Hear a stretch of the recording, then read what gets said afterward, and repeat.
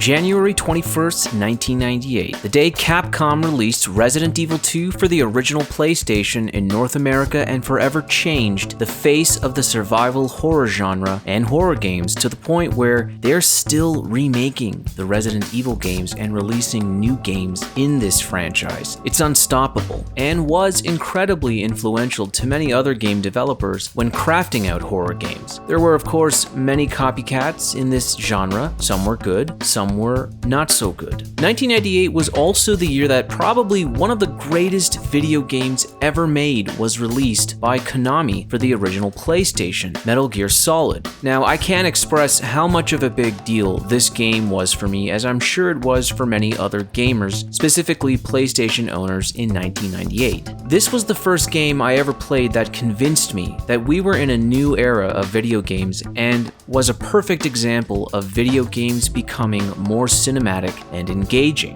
There is so much to be said about Metal Gear Solid that words can't even begin to describe the impact it had on my gaming life. But the biggest correlation here is that this was the golden age of Konami, and when they were at the top of their game. I'm talking about this Konami, not this Konami. Konami and the original PlayStation was the perfect marriage, and they released some of their most memorable titles during this era. Metal Gear Solid, Castlevania Symphony of the Night, Policenauts, Suikoden 1 and 2, Contra Legacy of War. They even had a license for the Nagano Winter Olympic 1998 games. And let's not forget about their N64 offerings of Mystical Ninja starring Goemon and Goemon's Great Adventure. Two noteworthy mentions that I gotta show love to simply because I'm a big Goemon fan. I love this little blue-haired guy. Top of their game. So was it any surprise when Konami wanted to expand their offerings and toss their hat into the survival horror genre? Hell to the no.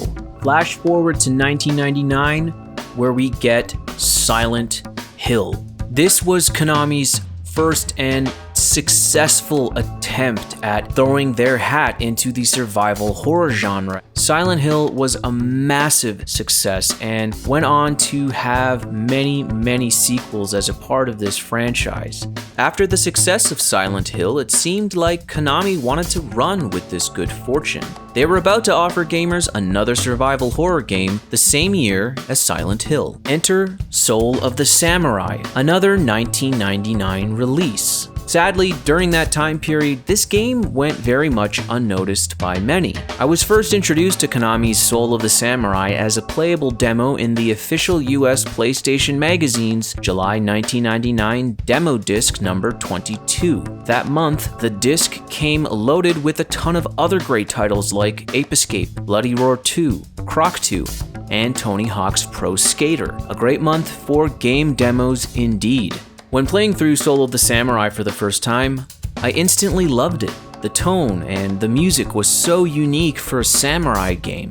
The setting and the dialogue played out like an old school Kurosawa samurai film. And the controls and gameplay, albeit a little clunky, was fun and exciting to play.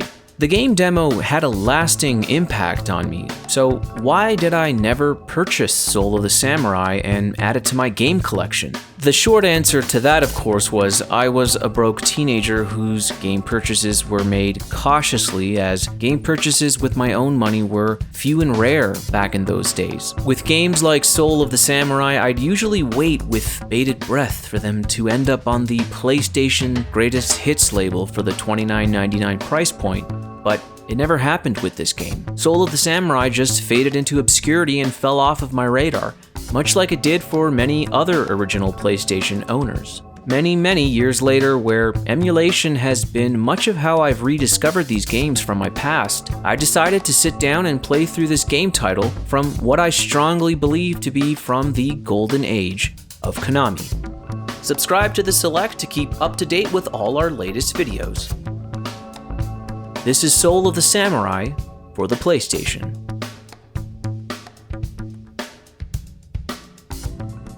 Following a long journey on the road, Kotaro Hiba returns home to visit the graves of his deceased parents in this small, nameless countryside town in Japan. Walking past the town gate, he witnesses local samurai attacking a teenage girl and rushes to her help. Unfortunately, the character of Lin is a skilled ninja who can carry her own and dish out the punches just as hard as Kotaro. After this dilemma, the two exchange words and afterwards part ways. They continue to meet again throughout the game in a similar manner until the game's conclusion. After a brief and somewhat clunky intro fight where you'll be familiarized with Kotaro's fighting mechanics, the story then resumes where you'll have the option to either continue as Kotaro in his story or choose Lin's separate game path story. It's hard for Soul of the Samurai to not feel similar to Resident Evil 2 in its slightly derivative two-character game story style that is reminiscent of Leon Kennedy and Claire Redfield. Similar to Resident Evil 2, Soul of the Samurai's plot interweaves and eventually leads to us, the gamer, being able to make sense of everything once playing through both character story campaigns. Kotaro and Lin's journey, while very different in tone, setting, and enemies you'll encounter, eventually leads to the two characters meeting up at the game's conclusion to complete the story together.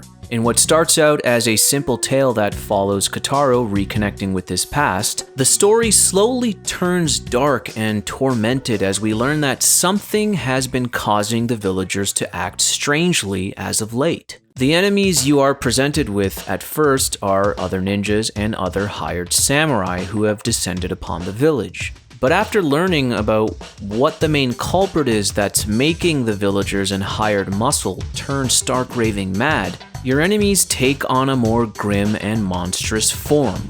It turns out that the villagers in Soul of the Samurai have been possessed and infected by these weird, demonic, parasitic soul slugs sent out by the characters of Oda and Lord Tojo, with the assistance of the sorcerer Urabe.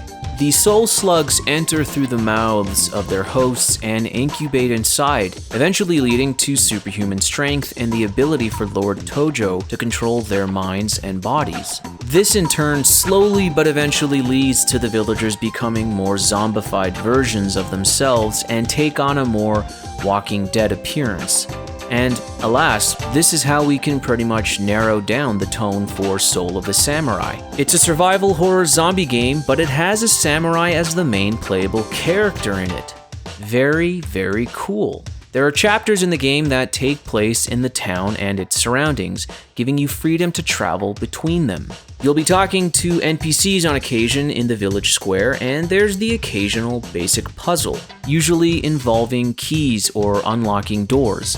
And yes, you get to kill those NPCs without any consequences, you sick bastard. You'll be able to upgrade your weapons for both Kotaro and Lin as you progress in the game by discovering new weapons in different locations or accepting challenges from other characters that we could define as side quests. However, not doing any of these side quest weapon missions won't affect the story or the game's conclusion, but will help you kill enemies and bosses faster by obtaining these stronger weapons. The music for Soul of the Samurai is something that you'll instantly notice. It'll have its moments, of course, with traditional Japanese instruments, but at times, specifically during fights or boss battles, it'll change into some fast-paced samurai techno to give those fight scenes a bit more of a unique and different feel.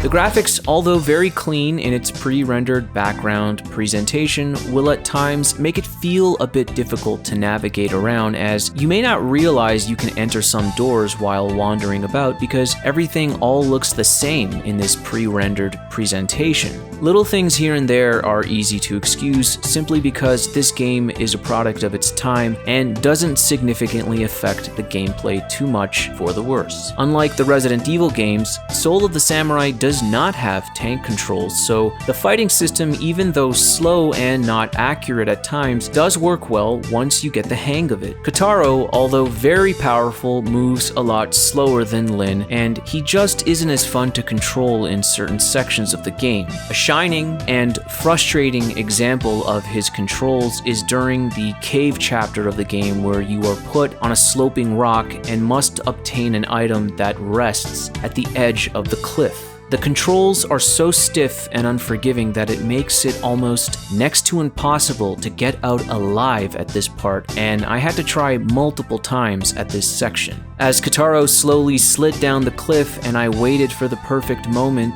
to execute my jump at just the right time, I had no idea that this would be one of the hardest parts of the game. Okay, that was practice. This one, we're gonna do it again. This one's for real. Okay, now this is the one. Here we go. Okay, that was practice again. That's fine. We're gonna do this again. Okay, we got this. Okay, for real this time, guys. Come on. Okay. Yo, this game sucks. Okay, no. This game's awesome. This game's awesome. I love this game. See, we're doing... No, we're not. Oh my god. Alright, we got out of that alive. Alright, we did it. Let's just cross over to this section and we're... What the fuck?! Soul of the Samurai works best when it is just trying to be a samurai action fighting game. These very precise moments and platforming sections do hurt the game slightly. The controls work best when they are restricted and limited to the simplicity of block, attack, and move forward to your place of destination. One of the most extreme and unnecessarily long sequences of the game is when you are forced to slaughter an army of zombie villagers who are running up to you in non-stop waves. Bodies and bodies of these zombies will be mercilessly executed by Kotaro and his slicey boy, without this sequence ever giving you an indication of when it's going to end. It goes on and on for about 5 minutes, and although hilarious beyond words, I honestly thought that the game was broken. I guess that was the last of... yeah, 255 dead? I would hope so. We just slaughtered half of the village. After slaughtering half of the population of the village and the story progresses, answers to questions become more apparent, and mysteries are of course beginning to get solved. It turns out that the characters of Oda and Lord Tojo, whose mission is to have total control over the village, are selling the village's gold reserves to fund a new war that Lord Tojo is planning for. It even turns out that Kotaro's old friend Yukini is working with the characters of Oda and Lord Tojo. You can't trust anyone anymore, can you? The corruption goes even further when you realize Lin's brother is also helping Lord Tojo to sell the village gold. The simple village Kotaro once knew is a far cry from those peaceful days of yore and is a full-fledged, corrupted, organized syndicate hell-bent on money and power. The whole distribution of the soul slugs is a bit of a double-edged sword. The mean guys get to be powerful, yes, but it comes at the cost of them becoming too powerful and morphing into different beings altogether from who they once were, and eventually this is what leads to their downfall. Closer to the end of the game, the enemies become more and more gruesome in appearance as the parasites are becoming stronger within their hosts as they've had a significant amount of time to incubate. For both the character storylines of Kotaro and Lin, it's engaging enough and comes with some ridiculous but highly entertaining dialogue that moves the plot along with never a dull moment. With Lin's story path of investigating the disappearance of her brother Shin, her story offers a slightly more different experience, and this comes in the form of enemies that you'll fight along the way that Kotaro never faces up against. This isn't an end-of-the-world story, and it's restricted to the confines of the village, so it gives a very isolated feel to everything, which makes for the best zombie story plots in my humble opinion.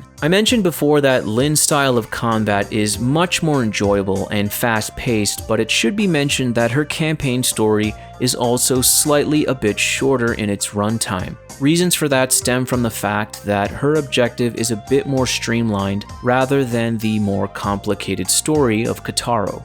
But don't worry, you'll still get a chance to experience the exact same zombie melee bloodbath with Lin and her slicey boy that Kotaro partakes in from his storyline. Oh yeah! Zombies! Get some!